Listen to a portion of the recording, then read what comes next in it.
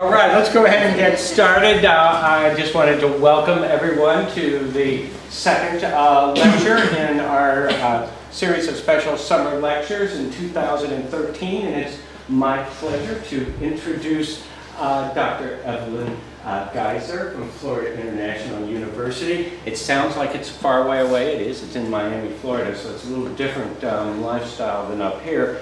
But she's not foreign to Iowa Lakeside Lab or to the Midwest.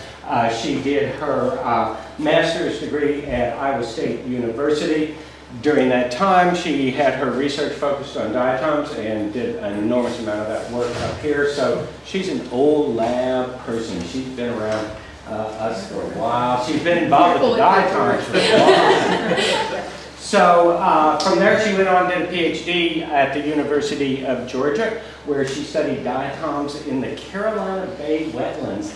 And I will admit that I didn't know much about those, but we have Googled now, so I Googled the Carolina Bay wetlands, and maybe we'll hear a little bit more about those tonight. So since she went to Florida, she's conducted extensive diatom research studies in the Everglades and other karst wetlands, which I bet she's going to tell us about, both North and Central America. Long-term principal investigator of the Florida Coastal Environmental Long-Term Ecological Research Program. Always nice to hear those words long-term in these ecological research kinds of projects. So she's an important contributor to that. Looking at the response of Everglades to changes in water delivery, which is happening all the time down there, it seems like, and climate in the southern region. So tonight she's going to talk to us about diatoms in a biogeographical way, from poutine to boiled peanuts, unraveling biogeography, karstic wetland diatoms over a long space of area, Canada to the tropics. Thank you so much.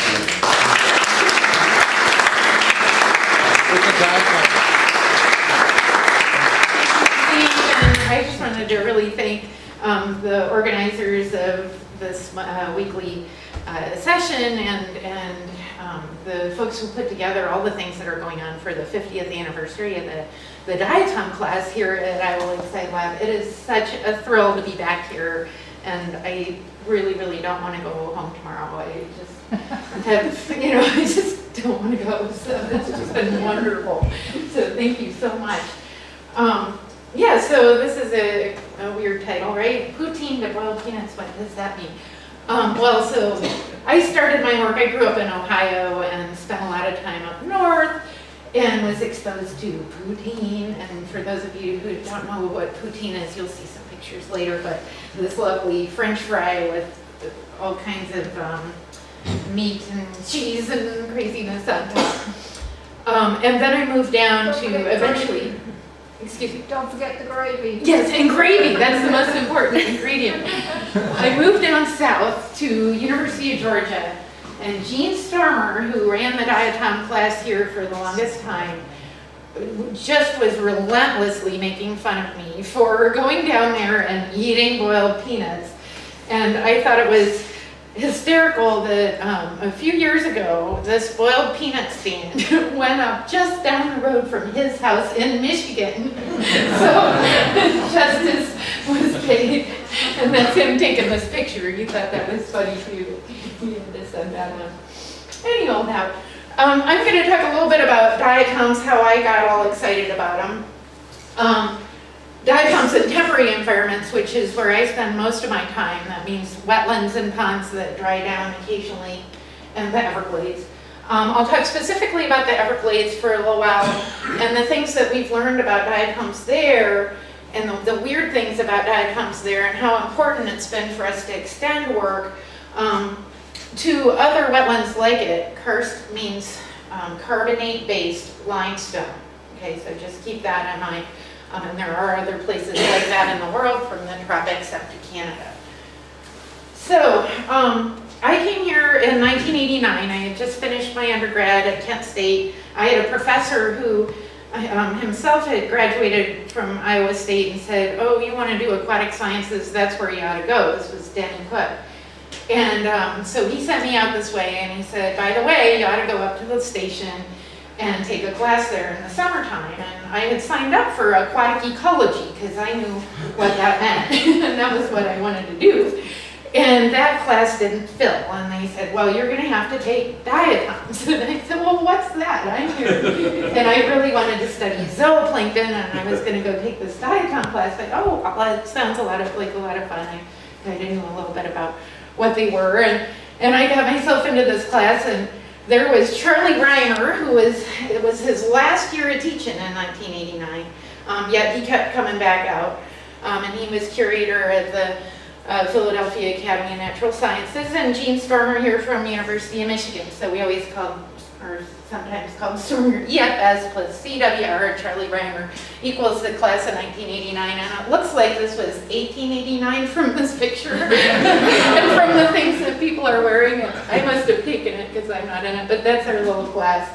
And Stormer was out here to help us with some things, and Charlie took us around to places like Pilot Knob, and it was just such a wonderful experience. And here I was thinking I was going to work on zooplankton, and I got completely addicted to diatoms and really got into the whole scene of working with diatoms. But because of that early interest in zooplankton, I was out in the lake quite a bit and looking at the Daphnia, the little water fleas out there.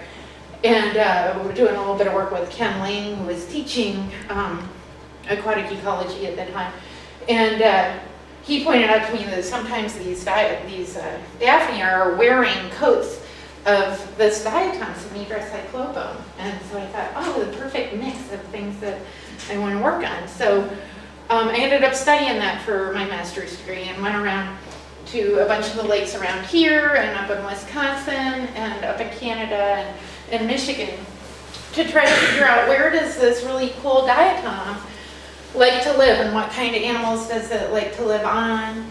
A little bit had been known about that from the lakes around here, and we knew it was pretty prevalent. And there was this diatom and another one just like it with a little notch in the middle, and they called that one Synedra cyclopum variety incisa. And I thought it was interesting that the class just last week, the diatom class, went out and took a plankton tow out here and brought it back, and I had a chance to look at it last night. And they got me back into this, oh, I want to look at that diatom again. It's been years and years. It was like seeing an old friend.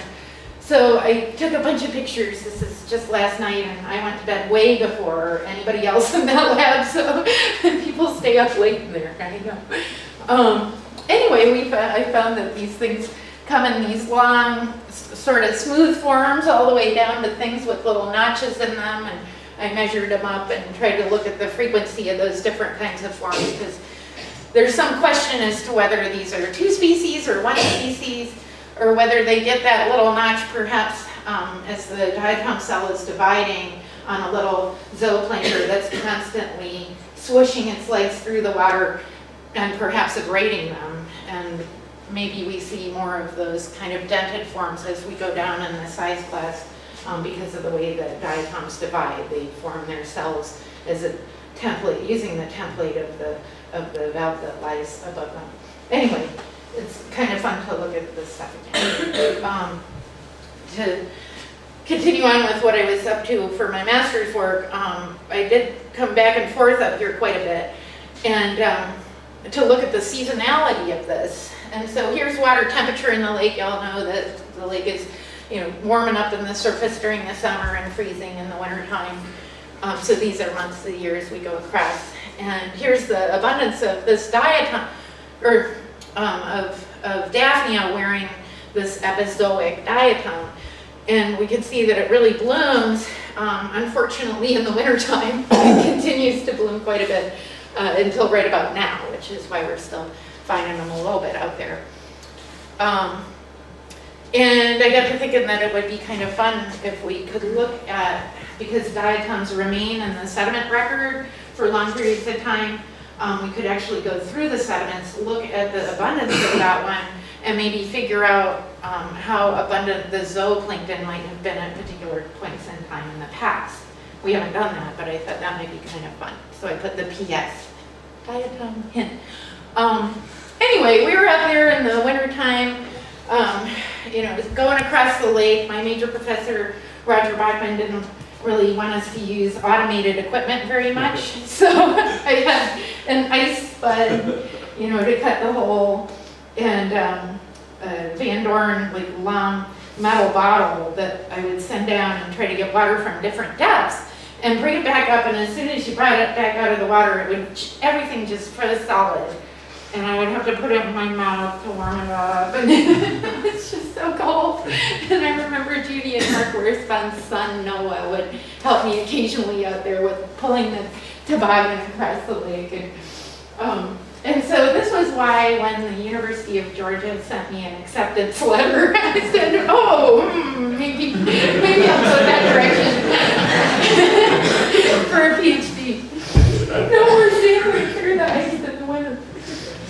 And so that's when I entered the world of boiled peanuts, and Stormer just never let me go on this. It was a constant conversational nugget of, you know, how many boiled peanuts have you eaten today, guys? It was always something about boiled peanuts. And I don't know why you could buy ducks, dolls, baskets, and eagles in the store. An interesting side one. So I went down to these Carolina bays, as Steve said. They're really interesting environments. They're most of them are oval shaped, and they're all throughout the coastal plain of South Carolina and Georgia. They're mostly pond-like environments. Some of them are temporary wetlands. And actually went there to work on zooplankton. I still thought maybe I would work on zooplankton. But I just was so, into diatoms, and it just stuck with me. And so my major professor was studying these copepods in these ponds. And she was trying to figure out, how does the hydrology of the ponds matter to the different little copepods that live there? And we decided, well, maybe we could use diatoms to figure that out. And so we took sediment cores from a whole bunch of these different ponds, looked at the diatoms that were there in the past record, and tried to reconstruct their history of water availability, and use that to understand why the different communities were where they were in the modern landscape. And this is what we found. Lots of, I just realized these two labels are reversed. The things at the top here are the short hydroperiod diatoms, and these are long hydroperiod diatoms, things that in wetlands like living in open water and don't like to dry down.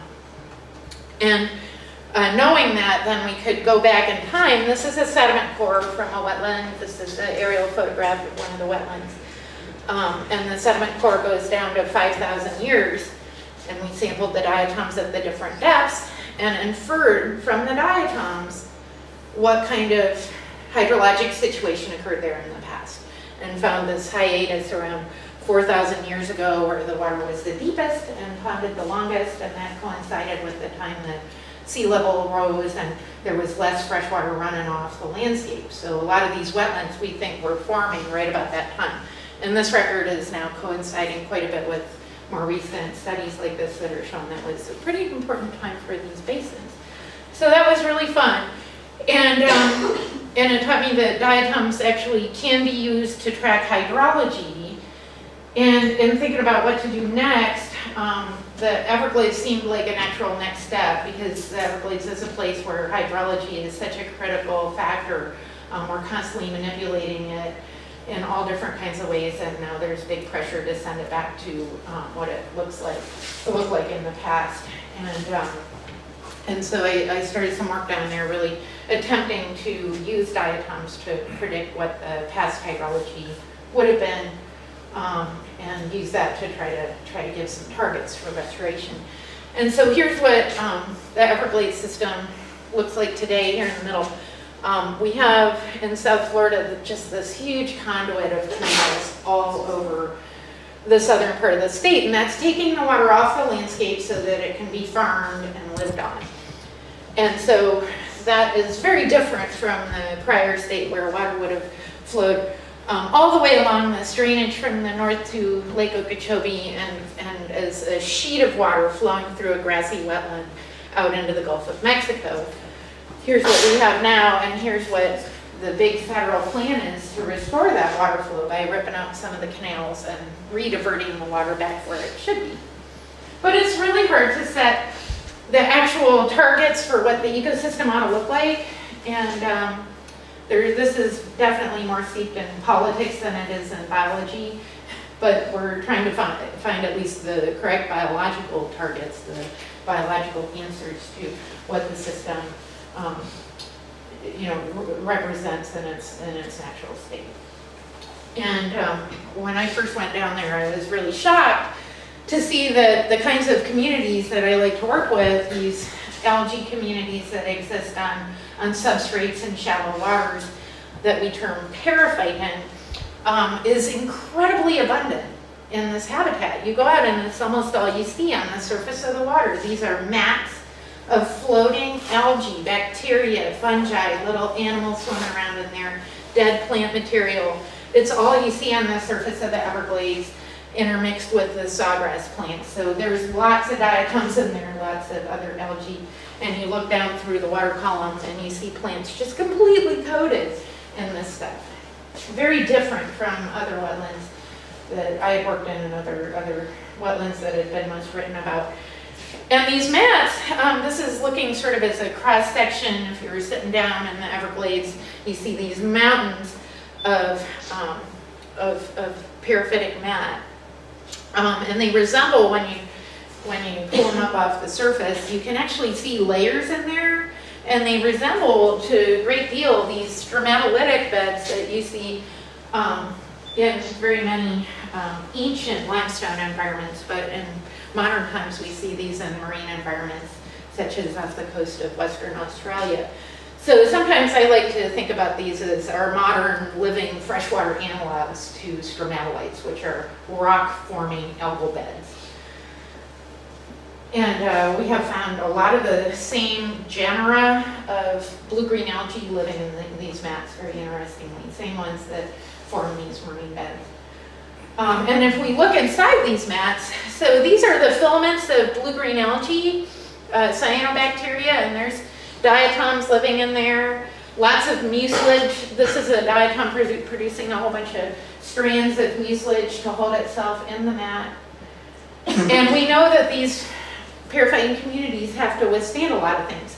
They have to deal with drying, just like those ones up in the temporary ponds in South Carolina. They have to be able to dry down and get wet again and come back to light and form those copious mats that I showed.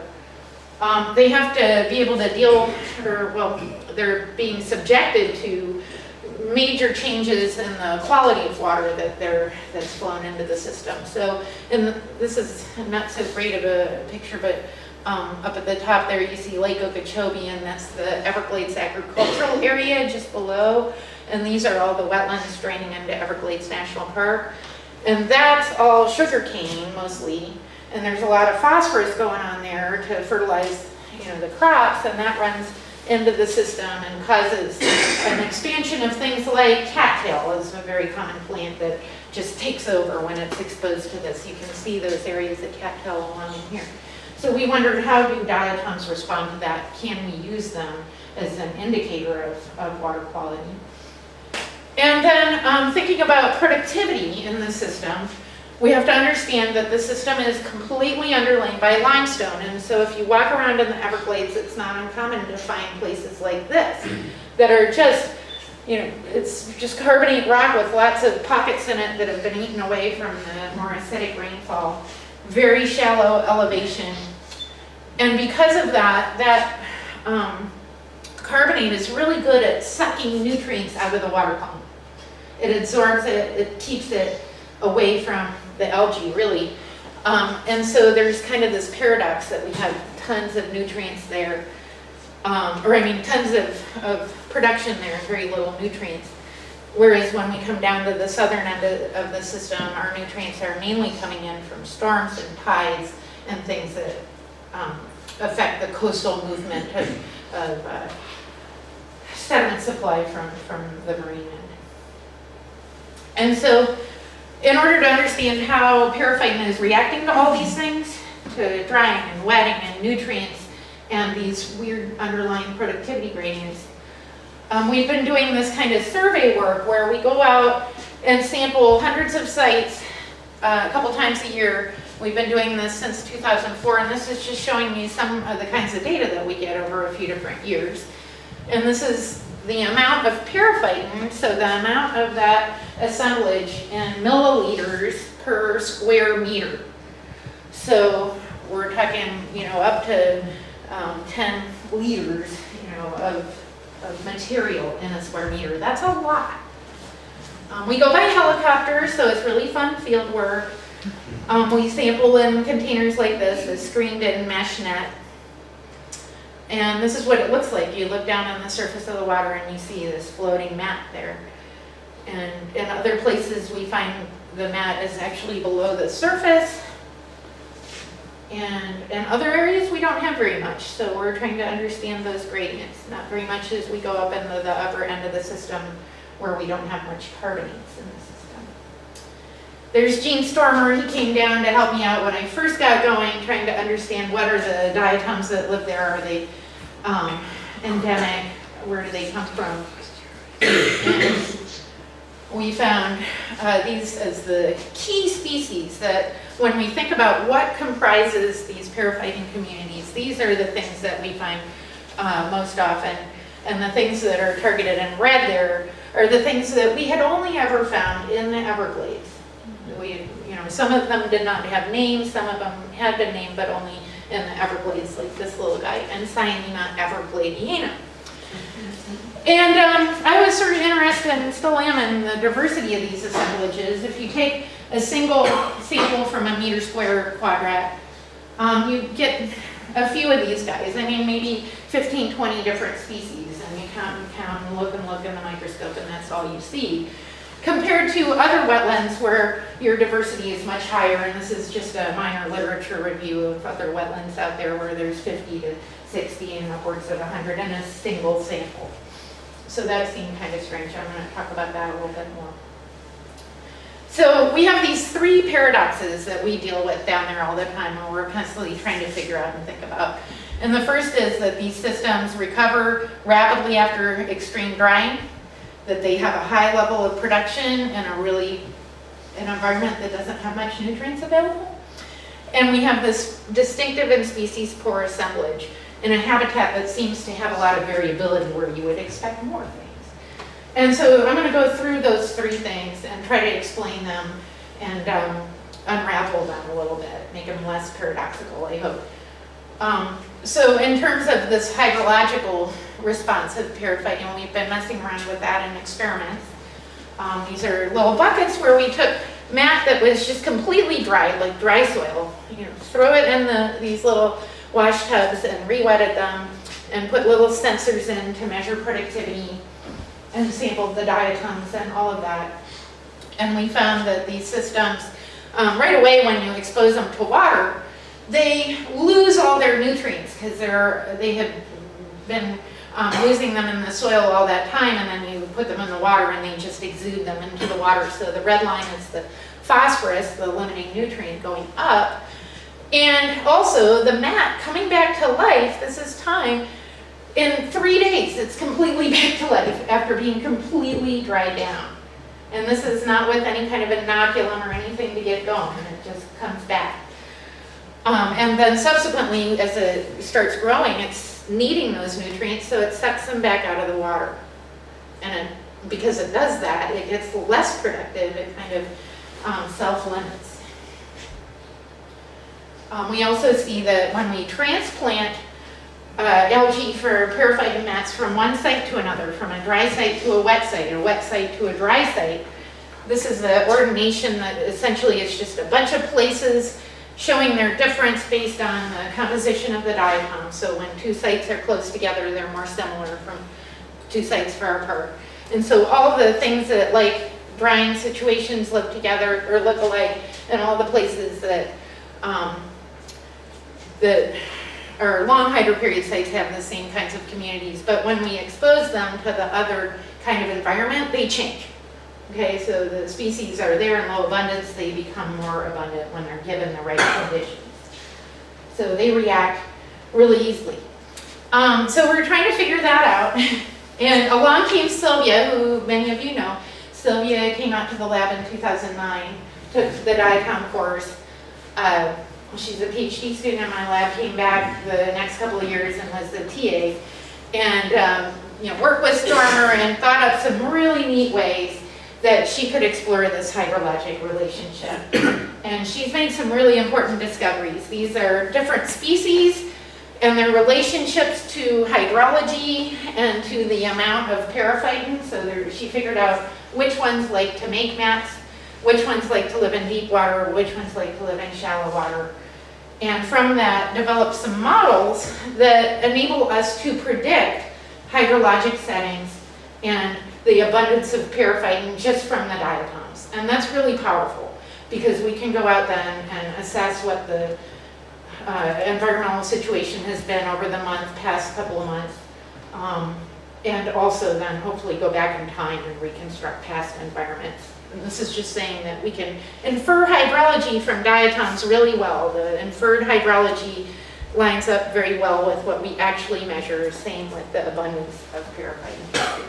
And she looked at this spatially. This is the observed values for the hydro period, the number of days that the wetland had water in it.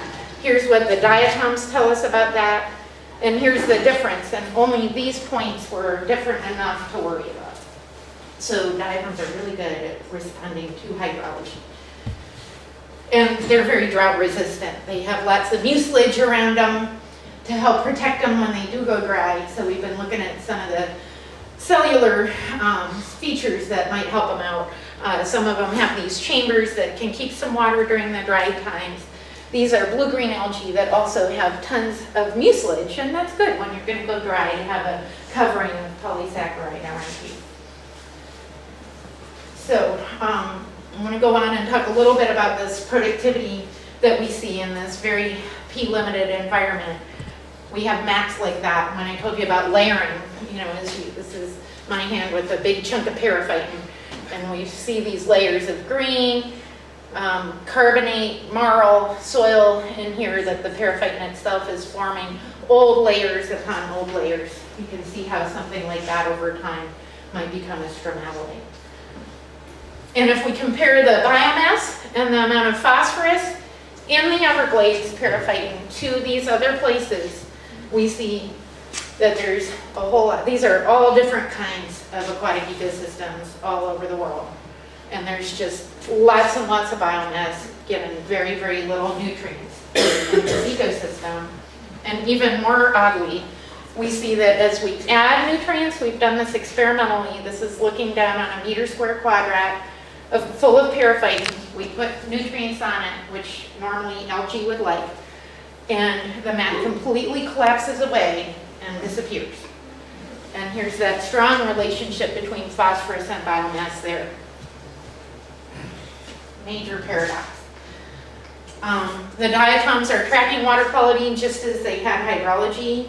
Each one of these is a different species showing its relationship to nutrient availability. And we can use that in order to, again, this is a little slightly different than what we're doing with the hydrologic modeling, but with the nutrient modeling, we're using the diatoms to come up with a red, yellow, green indicator that we can send to Congress. Congress is saying yes or no on Everglades restoration, right? And they understand the stoplight kind of thing. Red is bad, yellow is okay, green is you're doing good. So every year we go out and we take all our sites and we say, which are red, which are yellow, and we send that up to Congress, along with the same thing being done for about 8 or 9 different other things that we call indicators of system status. And that tells us whether or not we're on the right track with restoration projects and so forth.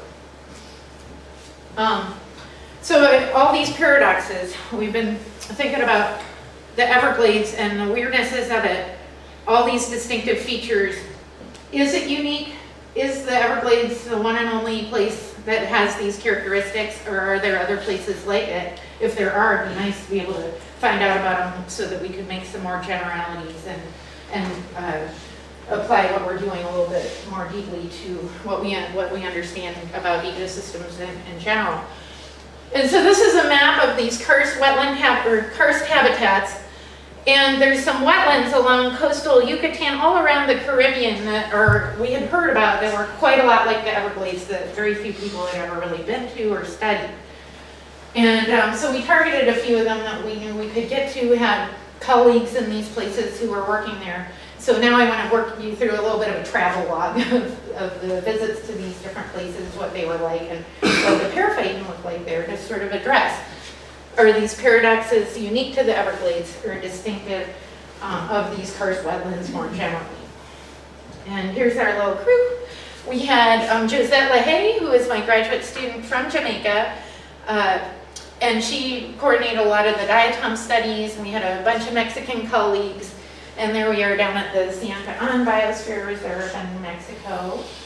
Another shot of that. Now this is in the wet season. We went out and tried to do a wet season, dry season contrast. And this is in the dry season. So we happened to go in a year where the seasonality was completely reversed. And we got soaked during the dry season so bad that we had trouble getting to our other site in Aladdin. This was the road completely flooded out. And that's where we ended up staying once we did get in there. And here's our, this was in, I'm sorry, that's New River Lagoon, Belize. That's a mislabel. And there we stayed in a really neat eco camp, and we were able to get out to some really cool places by airboat. And again, Belize, New River Lagoon. And the Black River Morass in Jamaica, my student Josette grew up near there, and so she was able to get us into some really beautiful places. We found out some things that, paraphyton wasn't news to these local communities at all, and that in fact they had depended on them for years and millennia. There's evidence of people using paraphyton because it sucks up nutrients out of the water. People used it as a natural farm fertilizer, organic fertilizer that slowly releases phosphorus out to enable better crop growth. This is what we saw when we got to all these places. Here's the Everglades, the picture I think I might already show. And Black River, New River Lagoon, Santa Ana, tons of paraphyton in all of them. They all looked exactly the same in so many different ways. This is the same plot I showed before. High biomass, low phosphorus, same relationships both in the lab and in the field to phosphorus.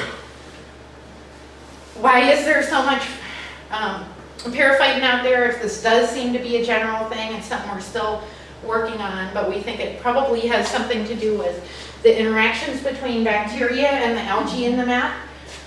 They're probably very efficiently using and recycling everything that they do have available. The mucilage is there and the carbonates to store nutrients in a way that might make them available at different times of the year for them to grow. So now I want to move on the last bit, just talk about the species that we find in the different habitats and the ways in which we can think about their biogeography or their distribution across large spatial domains. And here's again that same slide of the common Everglades things, now with the buttons showing in yellow the species that we also found in the Caribbean.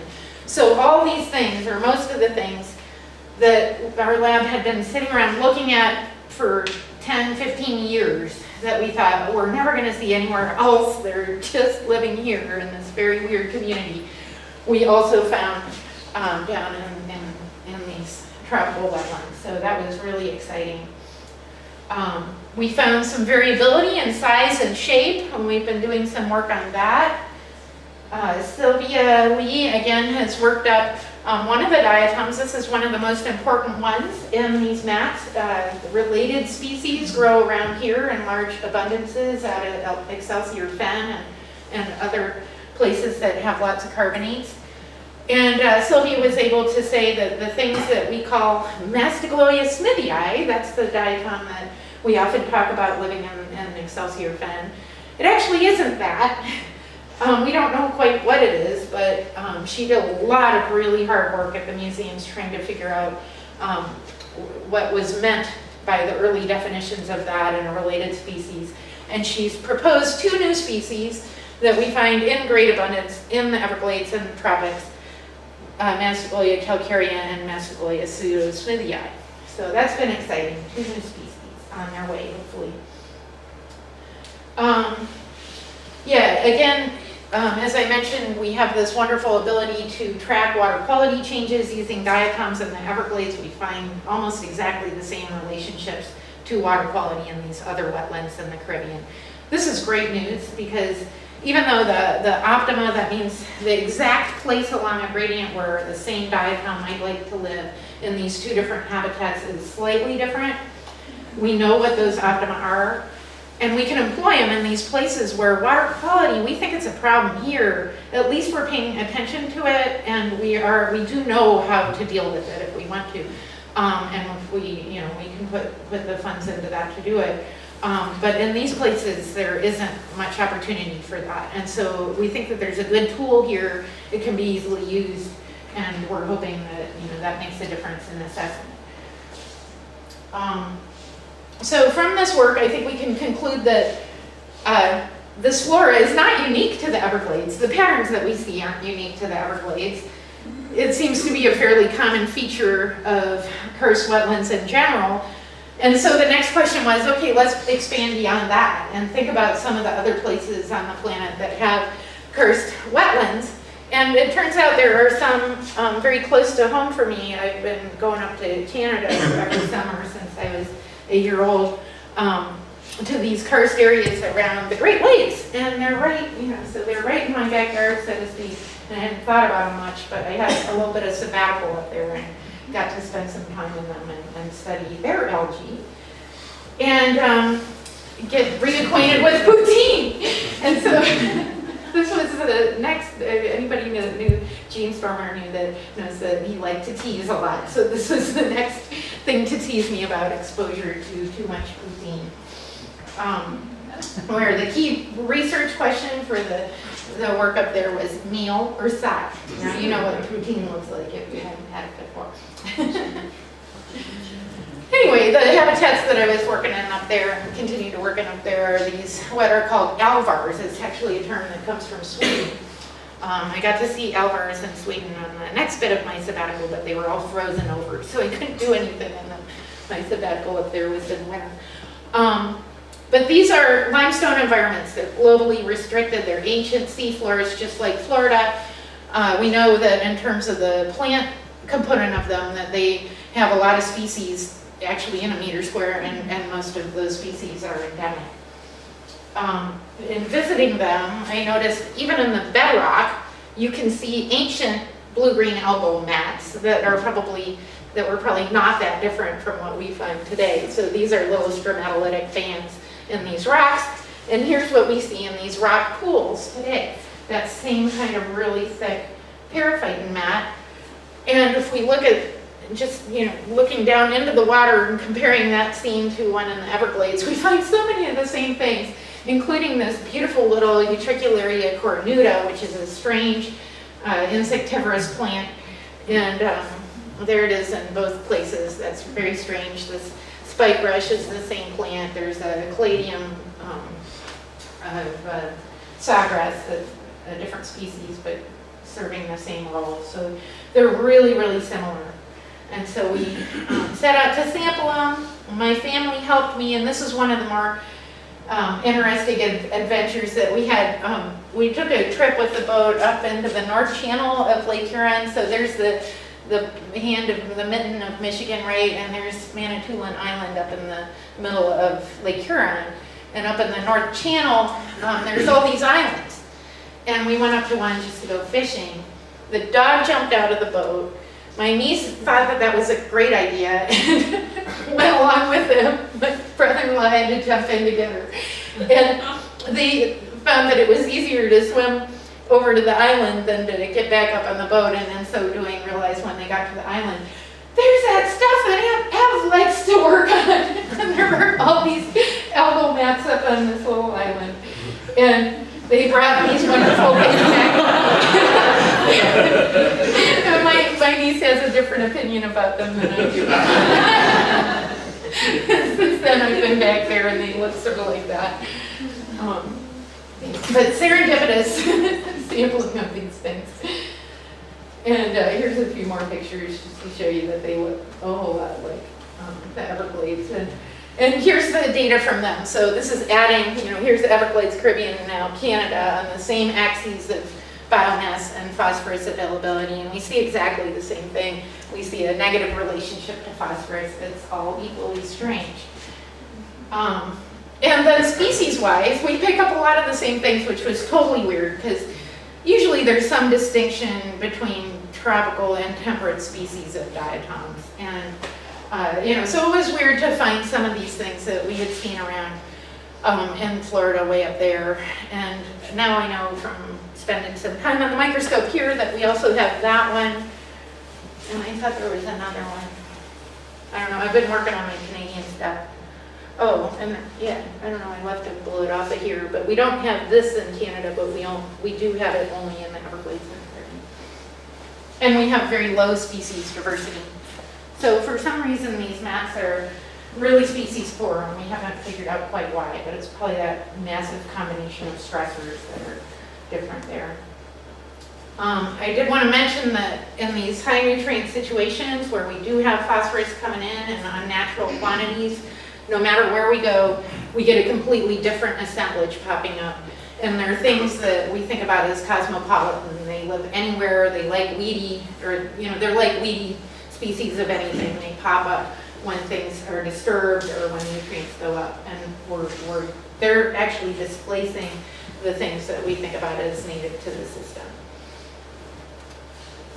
So just to wrap up, I think we've been able to show that we've got this periphyton community that can maintain incredibly high productivity levels under extremely reduced phosphorus concentrations, and that's an oddity. We're still trying to unravel it. We're doing a lot of experimental work to try to tease that apart and figure out what physiologically is going on there.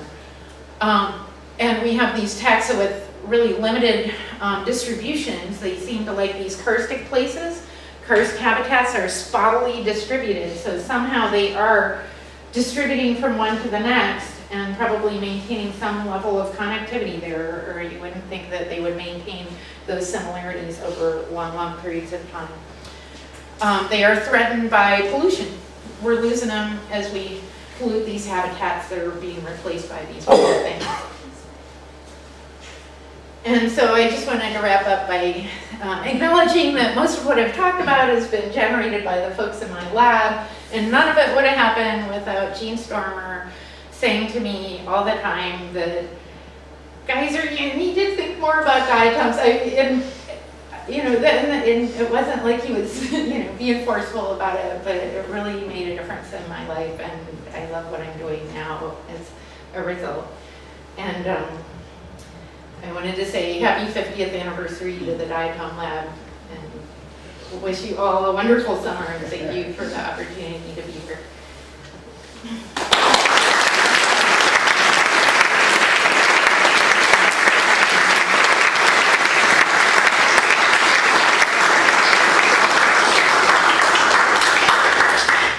I'm thinking Evelyn will be happy to answer some questions. Sure. Hey, I have questions. Do it. Go Go ahead, Emily. I was just going to ask if you were worried about commercial, the phosphorus in commercial fertilizers as having some degradation of the algal mats. Right. Well, so that is the main concern in the upper parts of the Everglades, where along the periphery of the canals where that water runs in and affects these communities so much. So now that there's this great effort to restore water flow and get the Everglades hydrology looking more like it used to, we know that if we move more water in, we're probably going to not have the quality of water that it would have been in the past. So you open up the floodgates and everything comes in, right? And so this is a huge political debate right now. And it seems to be seen as almost a trade-off of water quality for quantity, or quality for, and what to do about that. And I think that we have to get both right, because we know the consequences. I didn't talk about this, but we do see a cascading effect of the loss of that periphyton community. It leads very quickly to the expansion of things like cattail. Once cattail comes in, not very many other things can grow there because it's a monospecific big forest of cattail. So we need to figure out ways of doing that, and we know ways to do it actually. We just need to buy up more land to use to suck up phosphorus from the water before it gets in. Great question. When you're using the diatoms to assess water quality, what quality of the diatoms do you use the most? Is it just the biomass? Oh, right. Is it- Good question. I didn't get into the details of the methods, but we count the abundance of each of the species, and you count a certain number of individuals, and you get a sort of an estimate of the relative abundance. And it's those relative changes that really seem to matter. You know, a lot of these things are always there. You know, maybe some of them that don't like the current situation are still there in really low abundance, and then things get right and they bloom. So it's changes in relative abundance. People use other kinds of aspects of diatoms, but that's the one that I talked about here. It seems to love people. Yeah. What's a karst wetland? I'm not a scientist. Sorry, I should have taken a step back and described them in more detail. I'm using that term probably in a way that geologists might not be friendly to, but I think of them as just places that are underlain by limestone. So they're ancient seafloors that probably contained coral reefs or some kind of carbonate building organisms, and now are all around the interior of our continents. And there are some that are coastal, and it's the coastal and low-lying ones that form wetlands, and they have lots of carbonates in the water, lots of calcium and carbonates that dissolve up there, and that seems to make the difference. So the Everglades karst wetlands in those places in Canada? Yeah, those are karst as well, right? And some people think of karst. Karst wetlands are specific, low-lying places, but karst habitats include things like caves and all the very steep-sided cliffs and things that you get in places that do have limestone. As it dissolves away, it forms lots of caves and topography. Like Northeast Iowa. Yeah, there's some around Northeast Iowa, and even the very deep karst that's underlying where the areas like we sampled yesterday, Excelsior Fen, just down the road, the water comes through that karst and up to the surface, bringing all those same substances, the carbonates, and causes the same kinds of diatoms to grow. And what does that have to do with natural phosphorus? Like, anything? Well, it's just really good at sucking phosphorus out of the water. It adsorbs nutrients like phosphorus to itself and keeps it. Yeah. In fact, they're trying to use it a little bit in the Everglades. If they seed a wetland with extra carbonate, it seems to precipitate the phosphorus, draw the phosphorus out of the water column. Yeah. Other questions? Yeah, Chris. So Evelyn, I'm trying to think about, you have really high productivity in these systems, but you have low species richness. Right. And I'm trying to resolve that in my mind. Is it that in these certain types of environments, you only get a small subset of species that are suitable for growing there? Or is what's growing there just totally out-competing anything else that's trying to move in? Right. I wondered that too, and whether or not the effect of the seasonal drying has a lot to do with who can be there, and that kind of restricts the other things from becoming abundant. They may have ways of dealing with those low concentrations in the natural environment and more easily get them from bacteria and things nearby that are releasing nutrients. But why only a few things are doing that? I don't know. We haven't spent enough time trying to figure that out, or it's kind of a hard thing to mess with, like getting mixes of different species and things like that. But it's a great question. That's another paradox. Okay. Do you have a sense for the composition of the biomass? Is it mostly diatom, or is it cyano, or is it the polysaccharides that they produce? Or well, so most of the mat is made up of polysaccharide and lots of dead organic material, and there are very few cells. When you cross-section it, the cell density is really low. But the dominant thing in terms of the volume of material, in terms of living material, is the filamentous cyanobacteria, and then in terms of numbers, it's the diatoms. So they're in there, in high numbers, but they're just not making up, you know, the huge mass of material like the filamentous blue-greens that are really there to tie everything together and make that matrix kind of cohesive and, yeah. Yeah. Steve? Well, I was wondering if you've ever thought about trying some experiments where you take a quote normal wetland diatom community, or to go in the opposite direction, start with the Everglades diatom community. And if you were to manipulate the environments, can you reduce the diversity of a wetland community to those basic species by drying out the community? That's what he's talking about. one way Have of you doing tried it. that? Yeah. Yeah. No, we haven't, Uh-huh. but it seems to be worth trying because we see, I think I showed that graph with the pink bar representing the nutrient-enriched habitat with those weedy taxa. That is more diverse than the Everglades. It's more diverse within a plot and between plots. There's more turnover, and so there does, yeah. So you know, we kind of observe that sort of thing, but doing that backwards would be good. You know, It does take sound that like a community. weedy community to me. I mean, it sounds what Chris is talking about is Yeah. exactly what you find in an agricultural weedy Sure, situation where you just have huge productivity, but it's Right. 4 species. Right, you know? right. Yeah, exactly. Or in Yeah, our it's lakes just with kind of- cyanobacteria in Iowa lakes, I mean, you get huge production levels, but it's driven by microcysts Microcysts or and that's something like it. that. Yeah, right. Yeah. Right. Yeah, no, this is totally, you know, off the charts in terms of low numbers of species versus the, you know, kind of energy available. Any other questions? Thanks so much.